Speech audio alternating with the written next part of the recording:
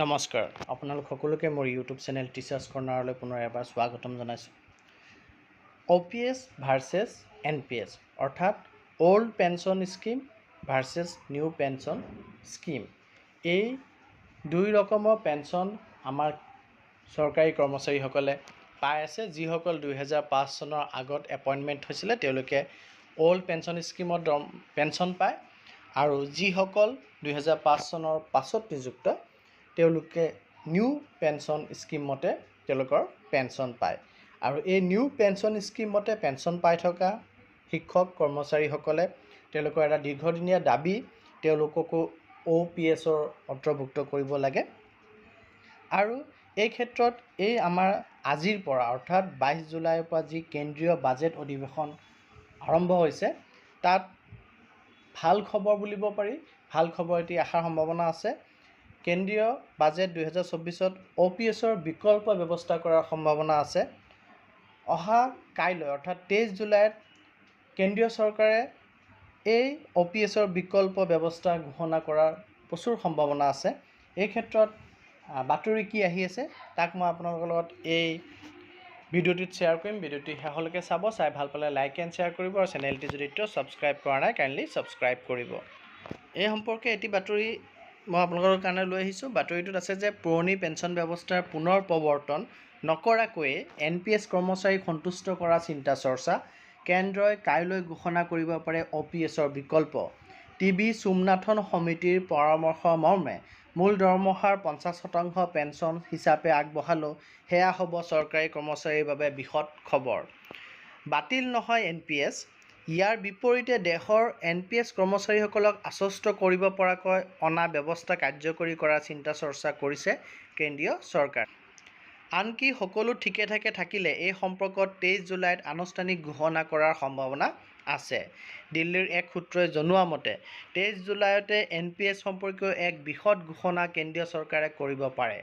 কেন্দ্ৰীয় চৰকাৰে শেহতীয়াকৈ NPSক লৈ গুৰুত্বপূৰ্ণ আৰু বিশদ সিদ্ধান্ত কাৰ্যকৰী কৰাৰ দিশত আগবাঢ়িছে।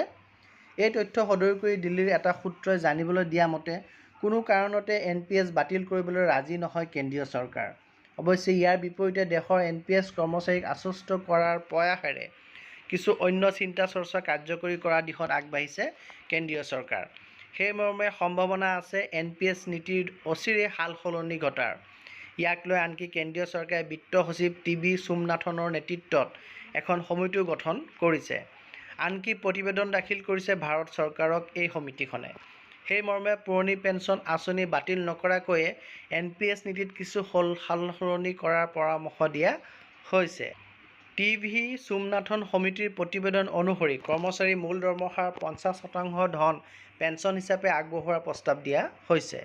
ইয়াৰ বাদেও সময়ে সময়ে বৃদ্ধি হোৱা মৰগীয়া বানচৰ ধনো অন্তৰ্ভুক্ত এই পেঞ্চনৰ সৈতে হ'ব। তদুপৰি কৰ্মচাৰীৰ মৃত্যুৰ পাছত তেওঁৰ পৰিয়ালক দিবলগীয়া পেঞ্চনৰ 60%তকৈ দিয়াৰ প্ৰস্তাৱো সমিতিয়ে উল্লেখ কৰা বুলি জানিব পৰা গৈছে। কেন্দ্ৰীয় চৰকাৰে সমগ্ৰ বিষয়টো চালিজাৰি চাই কৰ্মচাৰীৰ মৃত্যুৰ পাছত পৰিয়ালক পেঞ্চনৰ 60%কৈ আগবঢ়োৱাৰ আৰু সময়ে সময়ে বঢ়া মৰগীয়া বানচ 50% পেঞ্চনৰ লগত অন্তৰ্ভুক্ত কৰাৰ সম্পৰ্কত কোনো সিদ্ধান্ত এতিয়ালৈকে লোৱা নাই। এই কথা প্ৰকাশ কৰি একেটা সূত্ৰই প্ৰকাশ কৰা মতে কৰ্মচাৰীক প্ৰাপ্ত দৰমহাৰ 50% ধন পেঞ্চন হিচাপে আগবঢ়াবলৈ সোমনাথন সমিতিয়ে আগবঢ়োৱা প্ৰস্তাৱক কেন্দ্ৰীয় চৰকাৰে ইতিমধ্যে চিলমোহৰ মাৰিছে। আনকি অহা 23 জুলাইত বাজেট অধিৱেশনত এই সিদ্ধান্ত কাৰ্যকৰী কৰি NPS কৰ্মচাৰীক আশ্বস্ত কৰাৰ মানসেৰে এক বিশদ ঘোষণা কৰাৰ সম্পূৰ্ণ সম্ভাৱনা আছে। সেয়ে হ'লে অহা 23 জুলাইত কেন্দ্ৰীয় বিত্তমন্ত্ৰী নিৰ্মলা সীতাৰমণে এই ঘোষণা যদিহে কৰে, তেন্তে NPSৰ আওতাধীন চৰকাৰী কৰ্মচাৰীৰ অন্তিম মাহৰ দৰমহাৰ 50% ধন পেঞ্চন হিচাপে পোৱাৰ পথ প্ৰশস্ত হ'ব। অৱশ্যে দেশৰ NPS কৰ্মচাৰীয়ে এই ঘোষণা কিদৰে গ্ৰহণ কৰে সেয়া সময়ত দেখা যাব, যদিও NPSক লৈ এই মুহূৰ্তত এয়া নিঃসন্দেহে এটা ডাঙৰ খবৰ হিচাপে বিবেচিত হৈছে। সেই গতিকে আশা কৰিব পাৰি যে এই বাজেট 2024ত 50% শেষ দৰমহাৰ অন্তিম মাহৰ দৰমহাৰ 50% ধন পেঞ্চন হিচাপে পাব পাৰিব বুলি NPS কৰ্মচাৰীসকলৰ বাবে বৃহৎ ঘোষণা কেন্দ্ৰীয় চৰকাৰে কৰিব পাৰে বাজেট অধিৱেশনৰ মাজতে।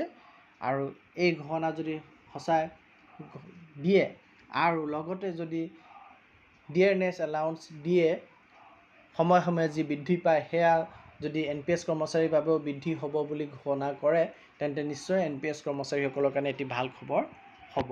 অধীৰ আগ্ৰহেৰে 23 জুলাই অৰ্থাৎ কাইলৈৰ বাবে আমি সকলোৱে অপেক্ষা কৰি আছোঁ। ধন্যবাদ।